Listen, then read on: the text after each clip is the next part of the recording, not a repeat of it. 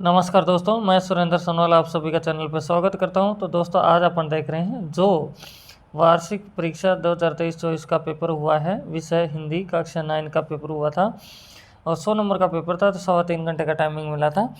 तो दोस्तों अब चलते हैं नेक्स्ट अपन लोग क्वेश्चन के ऊपर यहाँ से। तो फर्स्ट क्वेश्चन आप देख सकते हैं जिसमें आपको दे रखा है निम्नलिखित अपठित गद्यांश को पढ़कर नीचे लिखे प्रश्नों के उत्तर दीजिए। तो दोस्तों पहले आपको ये पद्यांश दे रखा है, इस पद्यांश को ध्यान से पढ़ें और अच्छे से देखें। दोस्तों ये मीठी वाणी के ऊपर और मीठे या मैं कहूँ मधुर व्यवहार के ऊपर ये दे रखा है पूरा का पूरा।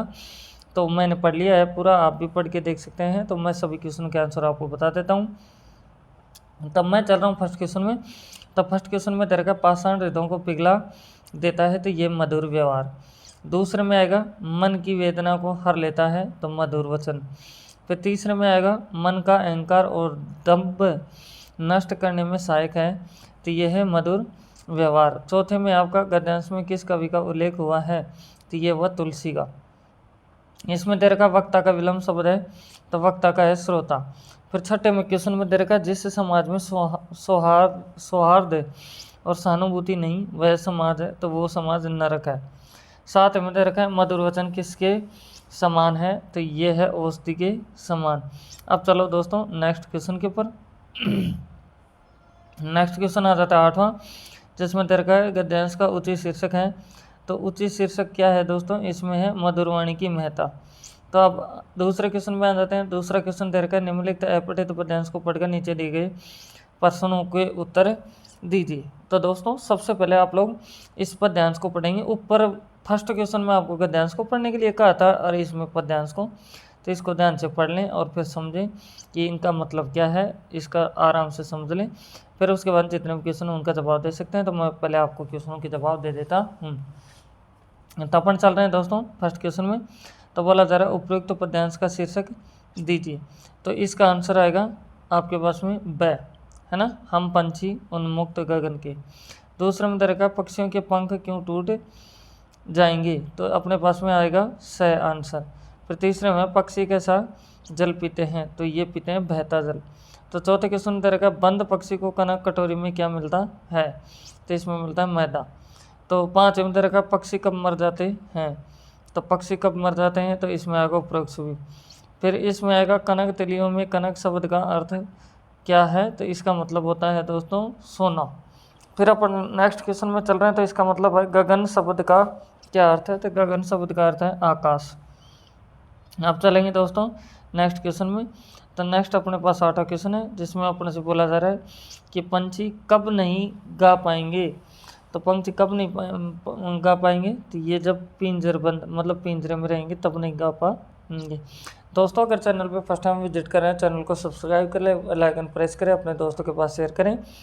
तो दोस्तों अब चलते हैं अपन लोग तीसरे क्वेश्चन में। तो तीसरे में दे रखा अनुशासन और प्रहार शब्दों में उपसर्ग और मूल शब्द बताइए। तो यहाँ से तीसरे क्वेश्चन में है, तो यहाँ मैं लिख देता हूँ। इधर देखो अनुशासन का और प्रहार का बताना है, तो एक तरफ में लिख देता हूँ मैं उपसर्ग, क्या लिख देता हूँ उपसर्ग, और एक तरफ में लिख देता हूँ मूल। ठीक है, तो देखो आपका जो अनुशासन है जिसमें अनु तो है उपसर्ग और शासन है आपका मूल शब्द। फिर दूसरे में आपको दे रखा है क्या प्रहार, तो प्र है उपसर्ग और हार है आपके पास में इसका मूल शब्द।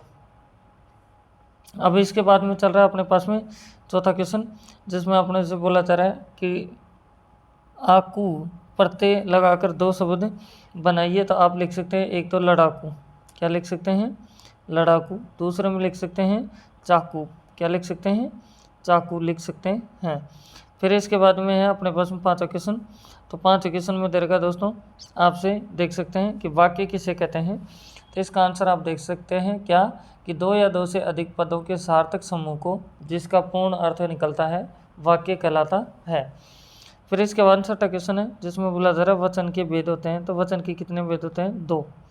दूसरा क्वेश्चन तुम क्या खा रहे हो, वाक्य है कैसा है प्रश्नवाचक। तीसरा में है राम ने दूध पिया, वाक्य में कारक है, तो का ये कैसा है आपका कर्ता है। कर्ता कारक। फिर अपने से चौथा क्वेश्चन उधर का हिंदी में कारक प्रकार के होते हैं, कितने प्रकार के होते हैं? 8 प्रकार के। फिर 5 उधर का वाक्य के भेद होते हैं, तो भेद कितने होते हैं? 3। कितने भेद होते हैं? 3।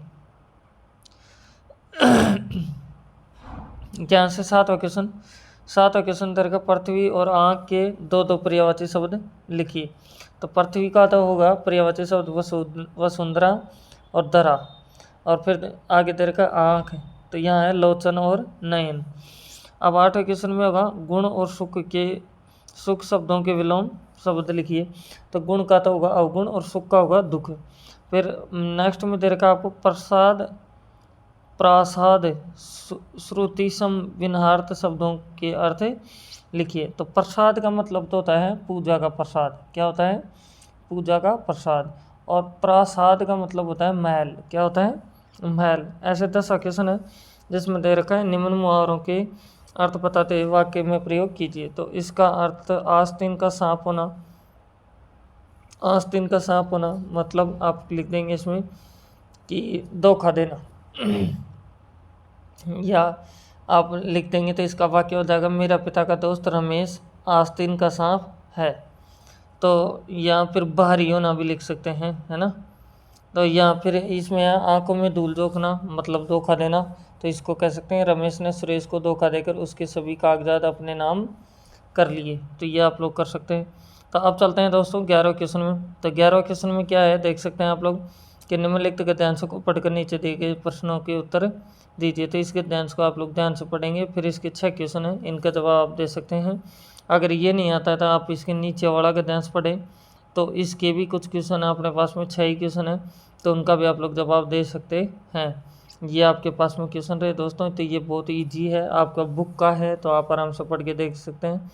फिर 12 क्वेश्चन में बोला जा रहा है निम्नलिखित पद्यांशों में किसी एक पद्यांश के प्रश्नों के उत्तर दीजिए। चाहे तो आप लोग इसको पढ़ लें और इसके जो ये प्रश्न दे रखे हैं इनका आप लोग जवाब दे सकते हैं। ये नहीं आता तो आप नीचे वाला पढ़ेंगे और फिर इसके ये पढ़ के और फिर ये क्वेश्चन दे रखे हैं तो इनका भी जवाब आप लोग दे सकते हैं। तो दोस्तों आराम से पढ़ सकते हैं, आप लोग समझ सकते हैं कि क्या कहा जा रहा है। तो अब मैं चलता हूँ 13 क्वेश्चन में। तो 13 क्वेश्चन में दे रखा है निम्न प्रश्नों के उत्तर 20 से 30 शब्दों में दीजिए। तो पहला है लेखक ने कितनी बार तिब्बत की यात्रा की, पठित पाठ के आधार पर बताइए। ऐसे इसमें दूसरा क्वेश्चन दे रखा है उपभोक्तावाद की संस्कृति, पाठ के आधार पर बताइए कि कौन सी बात सुख बनकर रह गई। ऐसे तीसरा क्वेश्चन पढ़ सकते हैं, चौथा पढ़ सकते हैं, पांचवा भी आप लोग पढ़ सकते हैं। 14 क्वेश्चन में दे रखा निम्नलिखित प्रश्नों के उत्तर 30 से 40 शब्दों में दीजिए। तो अपने पास में जो ये प्रश्न दे रखे हैं इन सभी को ध्यान से आप लोग पढ़ेंगे और फिर एक एक का आप लोग जवाब दे सकते हैं। यहाँ से आप देख सकते हैं आपको 5 क्वेश्चन दे रखे हैं। फिर 15 क्वेश्चन में क्या बोला जा रहा है 60 से 70 शब्दों में उत्तर दीजिए। तो ये आ रहे हैं अपने पास में। तो पहला क्वेश्चन जैसे कि ग्राम श्री कविता में पंत जी के प्रकृति वर्णन की कौन कौन सी विशेषताएं उपस्थित हैं, ये नहीं कर सकते तो आप इसको और ध्यान से पढ़ेंगे और फिर इसका ये कर सकते हैं जिसमें ये दे रखा है क्या कि लेखक ने प्रेमचंद की किस कमजोरी की ओर संकेत किया, क्या वह उनकी कमजोरी थी, ये कर सकते हैं। ये नहीं आता तो फिर इसके अथवा में दे रखा है लेखक ने अपनी माँ के व्यक्तित्व की किन विशेषताओं का उल्लेख किया है, इसके बारे में अब आप लोग लिख सकते हैं। फिर पहुंच जाते हैं 16 क्वेश्चन में। 16 क्वेश्चन में दे रखा है किसी एक कवि या फिर लेखक कवि परिचय लिखिए, संत कबीर अथवा महादेवी वर्मा, इनके ऊपर आपको लिखना है। ठीक है, तो किसी एक पर लिखना है। फिर 17 क्वेश्चन दे रखा है हीरा और मोती के चरित्र में आपको कौन सी समानताएं और अंतर दिखाई देते हैं, लिखिए। ये नहीं आता तो आप ये कर सकते हैं कि सालिम अली ने पर्यावरण संरक्षण के लिए किस रूप में भूमिका निभाई, आप देख सकते हैं आपके पास में ये नंबर भी। 18 क्वेश्चन में चलता है तो 18 में दे रखा निम्न प्रश्नों के उत्तर 20 से 30 शब्दों में दीजिए। तो यहाँ से 3 प्रश्न दे रखे हैं, इनका आपको उत्तर देना है। 19 में दे रखा निम्नलिखित प्रश्नों के उत्तर 30 से 40 शब्दों में दीजिए। तो ये 2 प्रश्न हैं, इनका भी आप लोग जवाब दे सकते हैं। फिर अपन आते हैं 20वें क्वेश्चन में। तो 20वां क्वेश्चन में दोस्तों दे रखा है कि किसी जल प्रलय में शीर्षक पाठ में लेखक ने किस बाढ़ का वर्णन किया है, ये नहीं आता तो ये कर सकते हैं कि रीड के डी एकांकी में शंकर को कैसा युग बताया है। ऐसे ही किस क्वेश्चन में रीड के डी एकांकी में किस सामाजिक कुरीतियों पर प्रहार किया गया है वर्णन करें।